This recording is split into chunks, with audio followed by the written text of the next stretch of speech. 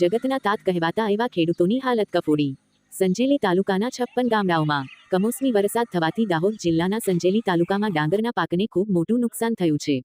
ખેડૂતોની હાલત ખૂબ જ દયનીય। ઘણા ખેતરોમાં પાક પલળી જતા ખેડૂતને પડતા ઉપર પાટું જેવો ઘાટ સર્જાયો છે। ચોમાસામાં મકાઈનો પાક નિષ્ફળ અને હાલ ડાંગરનો પાક નિષ્ફળ। કૃષિ મંત્રી રમેશભાઈ કટારા સાહેબ ખેડૂતો માટે રાહત પેકેજ જાહેર કરે એવી દાહોદના ખેડૂતો વતી માંગણી।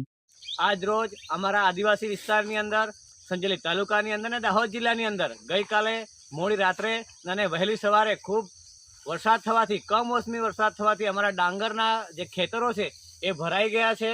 જે લણણી કરેલી હતી ડાંગરની એ પણ પાણી ભરાઈ જવાથી નુકસાન ખૂબ જ મોટું થયું છે। જેથી કરીને અમારા 129 વિધાનસભાના ધારાસભ્યશ્રી અને કૃષિ મંત્રી એવા રમેશભાઈ કટારા સાહેબને અમારી ખેડૂતો વતી મારી અપીલ છે કે અમારા આપણા જે ખેડૂતો છે એમને યોગ્ય વળતર આપવામાં આવે, યોગ્ય પેકેજ જાહેર કરવામાં આવે અને એમને મદદ કરવામાં આવે એવી અમારી માંગણી છે।